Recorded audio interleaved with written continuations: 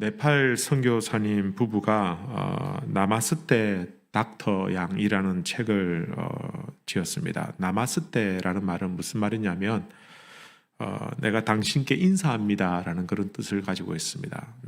내가 당신에게 인사를 드립니다 이런 뜻을 가지고 있습니다.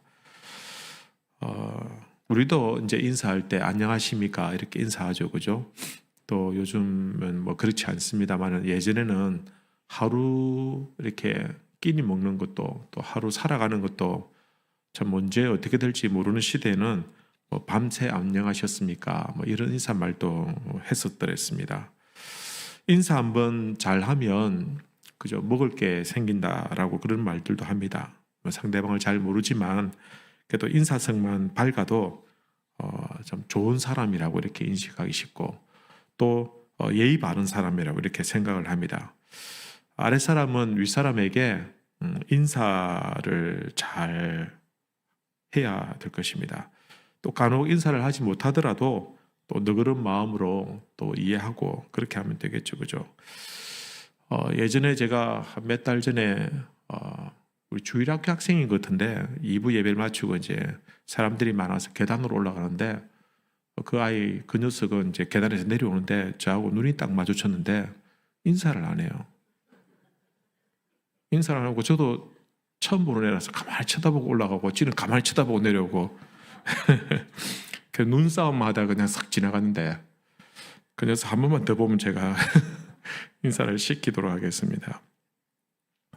인사 잘한다고 흉 보는 사람 없습니다, 그죠? 인사 안 하면 흉을 보고 뭐 버르장머리 없다, 예의가 없다 이렇게 말들 하지만 인사하는 게 그렇게 어려운 일이 아닙니다. 아주 간단하고 큰 힘을 들이지 않고도 상대방을 기분 좋게 만들어 주기도 하고 또 나를 좀 그럴듯하게 좋은 사람으로 이렇게 이미지를 심어줄 수도 있기 때문에 아주 작은 노력을 통해서 큰 것을 얻을 수 있는 것이 바로 인사가 아닐까라는 것입니다. 우리도 교회 안에서 인사를 잘했으면 좋겠습니다. 인사를 잘하시고 또 잘 모르는 분이라 할지라도 그냥 가볍게 안녕하세요라고 이렇게 한마디 하면 그게 상대방에게도 그죠, 좀 새가족이라든지 아니면 처음 교회 오신 분들, 뭐 장결자들 이런 분들은 그 마음이 좀 부담이 딱 긴장되고 있다가 좀 풀리게 되는 겁니다. 그죠? 여러분들 잘 아는 사람은 당연히 인사하고 잘 모르는 사람도 교회 안에서 그죠? 우리 뭐 교회 안에서 뭐 이상한 사람이 있겠습니까? 그죠? 그냥 무조건 인사를 잘 하시고 그리고 또 이제 어색해서 인사를 못 하시는 분들도 계시는데 일단 인사하고 보십시다. 그죠? 인사하고 나면 절대로 뭐 나쁜 일은 생기지 않습니다. 좋은 일이 생기면 좋은 일이 생겼지. 그죠? 또 저희에게 오시는 분들이 하시는 말씀들 중에 하나가 교회 분위기가 좋다, 좀 따뜻하다 이런 말들을 하는데 우리가 뭐 여름에 난방 트는 것도 아닌데도 불구하고 따뜻하다라는 말씀은 사람들의 표정이나 말 한마디 한마디가 밝고 또 인사를 잘 하기 때문이지 않을까라는 생각을 가지게 됩니다. 2010년도에 칠레에서 광산이 이게 매몰된 안반이 이렇게 무너져서 이렇게 무너져 내리는 사건이 있었습니다. 근데 그 광산은 굉장히 밑에까지 지하까지 내려가서 작업을 하는데 거의 700m 아래에 33명이 거기에 갇히게 된 거예요. 아마 여러분들 뉴스를 보셔서 기억하시는 분들도 있을 거예요. 좀 오래된 일이지만 그곳에 33명이 지하 700m 안에 이렇게 갇혀 있었습니다.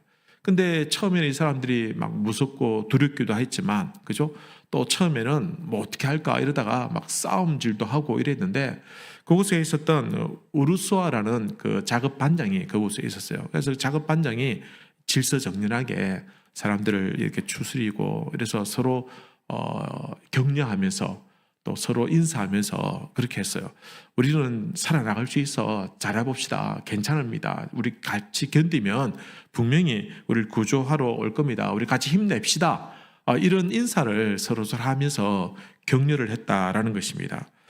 근데 이러한 인사가 사실은 그 현장에서 구출되는데 뭐 결정적인 역할을 하는 건 아니죠. 그 안에서만, 그죠? 인사하면 분위기도 좀 밝아지고 서로 용기도 내고 이렇게 하겠지만 그들을 그 자체만으로 그들 구조해 주는 것은 절대 아닙니다. 아닌데 그런데 기적 같은 일이 벌어졌는데 사고 나고 17일 만에 그 외부로부터 그 지하 700m 안에 하나의 인사가 전달되었습니다. 구멍을 뚫고는 그 아래를 향해서 위에서 모두 살아 계십니까? 지금 어떻게 되어 있습니까? 여러분 힘내십시오. 온 국민과 온 세계 사람들이 여러분들 구조하기 위해서 최선을 다하고 있습니다. 이런 인사를 하게 된 겁니다. 그 작은 구멍을 통해서 이제 산소도 맑은 것으로 공급이 되고 또 음식물도 이렇게 전달되면서 바깥 세상으로부터 전해오는 이런 인사들이 그들을 생존할 수 있는 용기를 주고 결국은 거의 69일 만에 모두가 다 한 사람도 죽지 않고 다 구조되는 그런 놀라운 기적 같은 일들이 일어났다라는 것입니다. 여러분 그 갱도 안에 갇혀 있을 때 인사도 서로에게 위로가 되고 힘이 되겠지만 그러니까 그 자체가 그들을 구조해 준 것은 아니죠. 그러나 바깥에서 전해온 인사가 그 광부들에게는 더 큰 희망의 메시지가 되었고 위로와 기쁨을 안겨다 주었다라는 것입니다. 그들은 바깥에서 전해오는 그런 인사를 듣고는 서로 을사안고 기쁨의 눈물을 흘렸습니다. 그래서 진짜 이 인사의 능력이 그죠? 인사의 능력이 여기에 있더라라는 것입니다. 그죠?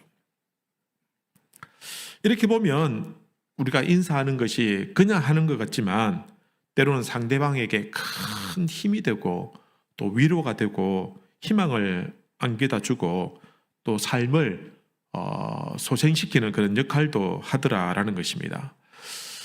지금부터 2000여 년 전에 한 처녀가 인사를 받습니다. 뜻밖의 손님이 찾아왔습니다. 그 손님은 그 처녀에게 이렇게 인사합니다. 은혜를 받은 자여 평안할지어다. 주께서 너와 함께 하시도다. 여러분 이 처녀에게 이 인사를 전한 손님은 다름 아닌 천사 가브리엘이었습니다. 근데 이 놀라운 인사를 받은 처녀는 마리아인데 그녀는 인사를 받고 놀랐습니다.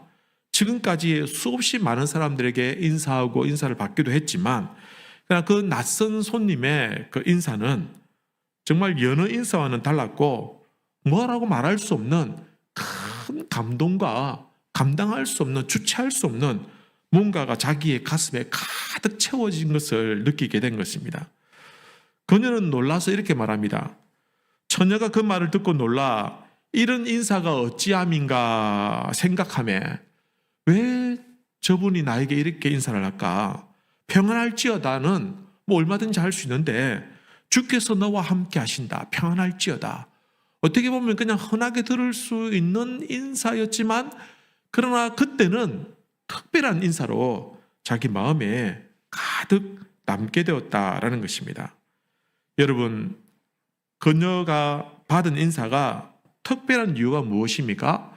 천사 가브리엘이 마리아에게 사람의 인사가 아니라 사람이 하는 그런 평안하십시오.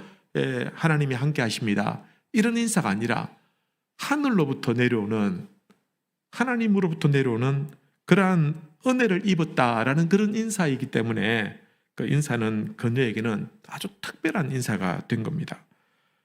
그리고 이보다 더 놀라운 또 다른 인사가 있습니다. 그로부터 10개월 이후에 누가복음 2장에 보면 천사가 이르되 무서워하지 말라. 보라, 내가 온 백성에게 미칠 큰 기쁨의 좋은 소식을 너희에게 전하노라. 여러분, 천사가 목동들에게 말하는 겁니다. 뭐라고 얘기합니까? 내가 온 백성에게 미칠 큰 기쁨의 좋은 소식을 너희에게 전한다 라고 말하는 겁니다. 이것은 무슨 말입니까? 이제 메시아가 이 땅에 오신다라는 겁니다. 이 땅에서는 들을 수 없는 인사입니다. 우리 안에 아무리 좋은 성품이나 좋은 인격을 갖추었다 할지라도 우리가 할 수 있는 인사가 아닙니다. 하늘로부터 내려오는 특별한 인사입니다. 가장 위대한 하나님께서 어쩌면 가장 비천한 인간에게 전해준 인사입니다. 절망 가운데 있는 인간들에게, 죄인들에게 구원의 기쁨을 안겨다 주는 그런 복된 인사가 되는 것입니다. 사실 이전까지 이스라엘 백성들도 들려도는 그런 소식들이 많았고 그런 인사들이 많이 있었습니다. 그러나 이전까지는 죄다 슬픈 소식들이고 절망적인 인사들 뿐입니다. 로마의 압제 아래에서 들려오는 인사가 뭔 좋은 게 있겠습니까? 누가 또 끌려가서 고문을 당하더라. 누가 끌려갔는데 나올 때는 죽어서 나오더라. 누군가가 로마인들에게 구박을 당한다더라. 누군가가 우리 관료들에게 억울한 일을 당하더라. 우리를 위해서 기도해주고 우리를 위해서 중보해 줘야 될 그 종교 지도자들이 우리를 더 핍박하고 우리를 더 압제하더라. 이런 좋지 못한 인사들만 잔뜩 들어왔습니다. 더군다나 최근에는 고향에 가서 호적을 하라. 왜 호적을 하라냐? 세금을 더 내라는 겁니다. 이때까지 세금 내는 것도 버거워서 힘들어서 죽을 고생하고 있는데 밥 한 끼 먹는 것도 쉽지 않은데 세금을 더 부과하기 위해서 그렇게 호적을 등록하라는 그런 명령이 떨어졌습니다. 그러니 사람들마다 모일 때마다 한숨을 쉬고 모일 때마다 누가 아프다, 누가 병들었다, 누가 굶어 죽었다, 누가 억울한 일을 당했다 이런 이야기들만 죄다 들어왔다라는 것입니다. 그런데 하늘로부터 모든 백성들을 위로하는 인사가 전해졌습니다. 온 백성에게 미칠 큰 기쁨의 소식을 너희에게 전하노라. 도대체 어떤 소식이길래 누가복음 2장에 보면 오늘 다윗의 동네에 너희를 위하여 구주가 나셨으니 곧 그리스도 주시니라. 구주가 나셨다는 겁니다. 이스라엘 백성들에게는 이보다 더 기쁜 소식이 없습니다. 그냥 세금을 안 낸다. 누군가가 먹을 것을 많이 준다더라. 이런 소식보다는 그동안 그들이 참 눈물로 기도하면서 기다렸던 그 메시아가, 그들을 영원히 구원을 하여 주실 그 메시아가 이 땅에 오신다는 그 메시아에 대한 소식은 누구에게든지 가장 기쁜 소식이 되었다라는 것입니다. 모든 고통과 모든 압제와 가난에서 벗어나게 해줄 그 메시아가 오신다는 겁니다. 그런데 그토록 기다리던 메시아가 오신다고 천사가 전해준 겁니다. 이 위대한 인사를 천사는 노래로 온 세상에 선포합니다. 누가복음 2장 14절에 지극히 높은 곳에서는 하나님께 영광이요 땅에서는 하나님이 기뻐하신 사람들 중에 평화로다. 여러분, 이 인사는 위대한 평안의 인사였습니다. 그리고 예수님께서 이 위대한 인사와 함께 이 세상에 구원자로 오셨습니다. 여러분, 칠레의 그 광부들은 땅속 깊은 그 갱도에서 그들을 구원할 그 인사를 받았지만, 그러나 우리가 예수님을 통해서 받는 인사는 멸망의 구덩이에 있는, 죄악의 구덩이에 있는 우리를 그 무서운 죄악으로부터 구원하는 인사가 되는 것입니다. 칠레 강부들은 살아났습니다. 그러나 세월이 지났지만 그들은 결국 또 다시 죽게 되었습니다. 그들은 갱도에서 죽을 목숨을 조금 영장받은 것에 불과합니다. 그러나 예수님이 우리에게 전하시는 인사는 영원한 생명을 주시는 생명 은사가 된다라는 것입니다. 여러분, 하늘로부터 가장 위대한 인사가 전해진 이후에 사람들의 인사도 달라졌습니다.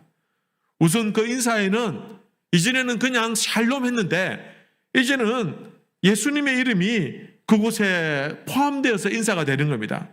그냥 샬롬이 아니라 이제는 예수님 안에서 샬롬이 되는 겁니다. 이제는 샬롬의 평화가 사실은 어디서 오는지 무엇으로 오는지 잘 몰랐습니다. 그러나 이제는 예수님 안에서 구체적으로 확인하게 볼 수 있듯이 예수 그리스도 안에서 평화가 온다는 것을 이제 그것을 알고 믿었기 때문에 예수 안에서 참된 평화가 있기를 바랍니다 라는 것은 정말 특별한 구체적인 인사가 되는 것입니다. 그러나 당시 모든 사람들이 다 이렇게 인사한 것은 아닙니다. 오히려 반대로 많은 사람들은 예수 안에서 고통뿐이다라고 생각했습니다. 그래서 많은 사람들이 예수님의 인사를 하는 것도 싫어하고 하지도 않고 또 그 인사를 받는 것을 거부한 사람들도 있습니다. 많은 사람들이 예수와 연관되는 것을 두려워했습니다. 왜냐하면 예수와 연관돼서 관계가 있다는 것을 알게 되면 붙잡혀가게 될 것이고 핍박을 받게 될 것이고 감옥에 갇혀 있다는 것을 알고 있기 때문에 예수님 때문에 오해받는 것을 원치 않았습니다. 그 대표적인 예가 누구냐? 바로 예수님을 십자가에 못 박아 죽도록 내버려둔 이 빌라도가 되는 겁니다. 그는 백성들을 두려워했습니다. 유대 백성들이 예수님을 죽이기를 원하고 있었기 때문에 그는 비급하게 예수님을 내어주었습니다. 만약 그 백성들의 뜻을 거스리고 만약에 예수님께 온정을 베풀어서 풀어줬다고 한다면 아마 틀림없이 밀란이 일어나게 될 것이고 밀란이 일어나면 자기가 책임지고 있는 그곳에서 치안에 문제가 있으면 틀림없이 로마 당국으로부터 질책을 받게 될 것이고 더 이상 출세길은 막히게 될 것을 두려워했던 것입니다. 그러면서도 동시에 빌라도는 예수님도 두려워했습니다.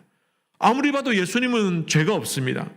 자신이 죄 없는 사람에게 사형 선고를 내린다는 것은 그 스스로의 양심의 찔림이 되었던 것입니다. 그는 후에 예수님을 죽인 책임이 자신에게 돌아오는 것을 두려워했습니다.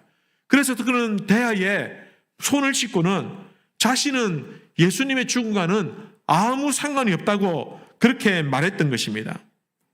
결국 빌라도는 예수님을 좋아하지도 않고 미워하지도 않고 그저 예수님과 아무런 상관이 없기를 원했던 것입니다. 예수님을 좋아하고 예수님이 사람이 되어도 괴롭고 예수님과 적이 되는 것도 두렵다라고 생각한 겁니다. 그래서 예수님의 이름으로 인사하는 것은 누가 이렇게 인사할 수 있냐면 오직 그리스도인들만이 이렇게 인사할 수 있는 겁니다. 여러분, 교회를 다니지 않는 사람들, 신앙이 없는 분들은 이렇게 인사하래도 이렇게 인사할 수가 없어요. 왜냐하면 이 인사는 그냥 샬롬이 아니라 예수 안에서 샬롬이기 때문에 예수님을 나의 구주로 믿는 사람이 예수님만이 우리에게 진정한 평화가 되고 평강이 되고 화평을 주신다는 것을 믿는 사람만이 이렇게 인사할 수 있다라는 것입니다. 오늘 사도 바울이 21절에 이렇게 말합니다. 그리스도 예수 안에 있는 성도에게 각각 문안하라. 바울은 그리스도 안에 있는 성도들에게 평화의 인사를 하고 있습니다. 여러분, 진정한 평화를 원하신다고 한다면 반드시 예수 안에 있는 사람이 되어야 됩니다. 왜냐하면 참 평강은 오직 예수님 안에서만 존재하기 때문입니다. 여러분, 세상 어느 곳에도 참된 평화는 존재하지 않습니다. 아무리 과학이 발달해도 아무리 선진국을 잘 먹고 잘 살아도 어디든지 미움과 정오와 다툼과 속임과 분쟁이 일어나고 있고 전쟁을 벌이고 그리고 모든 사람이 다 골고루 잘 사는 거 아닙니다. 빈부격차가 심하고 누군가는 화롭게 살지만 누군가는 그곳에서 고통받고 살던 사람이 있다는 것입니다. 그리고 이 세상에는 진정한 평화가 없습니다. 오직 예수 안에만 진정한 평화가 있는 줄로 믿습니다. 당시 성도들은 예수 안에서 평안이라고 인사하면서 기뻐했습니다. 오늘 본문에서도 바울이 이렇게 말합니다. 23절에 주 예수 그리스도의 은혜가 너희 심령에 있을지어다.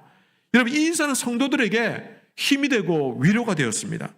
바울 자신도 그리스도의 평안으로 온갖 고통과 어려움들을 이겨낼 수 있었습니다. 주님께서 자신에게 주시는 평안이 있었기 때문에 그는 감옥에서도 이길 수 있었고 가난에서도 이길 수 있었고 질병도 견디면서 이겨낼 수가 있었다라는 것입니다. 바울의 문안 인사를 읽은 이 빌립보 교인들도 마찬가지입니다. 그들도 이에 바울이 전하는 인사를 통해서 기쁨이 넘쳤습니다. 그들은 그리스도 예수의 평안을 생각하기만 하면서 용기가 생겼습니다. 힘이 생겼습니다. 그래서 그들은 어떤 핍박과 압제에도 바울이 전해준 그 평강으로 그들의 마음이 평안했기 때문에 고통과 핍박을 견디면서 믿음의 길을 끝까지 갈 수가 있었다라는 것입니다. 원전 경기장에서 짐승의 밥에 던져줘도 가난에도 견딜 수 있었고 고독도 견딜 수 있었고 폭풍과 같은 인생의 항해에서도 폭풍을 만난다 할지라도 그들의 마음이 평안히 있을 때에 내 마음이 평안히 있을 때 그 모든 것들을 견디고 이겨낼 수 있었다라는 것입니다. 그 이후로 오늘까지 기독교 역사는 예수 안에서 평안이라는 인사를 주고받는 사람들이 우리의 역사를 이루어왔습니다. 이 놀라운 평안의 인사를 마음에 새긴 그리스도인들은 어떻게 살아갑니까? 그 전날까지 고되고 힘들고 지쳐 있었지만 오늘도 뻔한 직장이고 오늘도 뻔하게 고생할 거 다 알고 있지만 그래도 내 마음에 그리스도의 평안이 있다고 한다면 아침에 출근할 때 다시 미소 지으면서 씩씩한 모습으로 출근할 수 있는 겁니다. 이 비밀을 아는 그리스도인들은 어쩌면 죽을지도 모르는 그 수술대에 오르면서도 하나님께서 주시는 그 평안을 통해서 두려움을 떨쳐내고 용감하게 그 모든 것들을 온몸으로 받아들이게 되는 겁니다. 절망적인 상황에 놓인다 할지라도 고난과 시험과 고통이 우리를 옥죄고 다가온다 할지라도 낙심하지 않고 포기하지 않고 예수 안에서 평안, 예수 안에서 샬롬이라고 인사한다면 그 모든 상황들을 헤쳐나갈 수 있다는 것입니다. 설령 죽음의 병이 우리 자신을, 우리 육신을 주저앉힌다 할지라도 이 평안을 맛본 사람들은 고통스러운 표정을 짓지 않습니다. 평안한 얼굴로 담대하게 죽음도 맞이할 수 있는 것입니다. 사랑하는 성도 여러분, 주 예수 그리스도의 은혜가 여러분의 심령 가운데 흘러넘치시기를 바랍니다. 예수 안에서 샬롬 하시기를 주님의 이름으로 축복합니다. 여러분, 우리 주위에 낙심한 분들이 있습니까? 힘겨운 시간을 보내고 있는 분들 계십니까? 우리 안에 예수님의 샬롬을 그들에게 전할 수 있게 되길 바랍니다. 내 마음 가득한 그 사랑을 담아서 예수 안에서 샬롬 이렇게 하십시오. 여러분, 그냥 주문을 외듯이 하는 것이 아니라 내가 경험하고 내가 체험했던 그 예수님의 사랑과 그 평안과 그 샬롬을 진정성 있게 우리 이웃들에게, 친구들에게, 참 어려운 가운데 있는 분들에게 예수 안에서 샬롬 이렇게 말할 수 있게 되기를 바랍니다. 여러분, 예수 안에서 샬롬 하시길 바랍니다. 날씨가 무덥고 참 어려운 시기를 보내고 있지만 그러니까 여러분, 예수 안에서 샬롬 하심으로 모든 일에 믿음으로 승리하시는 우리 성도님들 되시기를 우리 주님의 이름으로 기원합니다.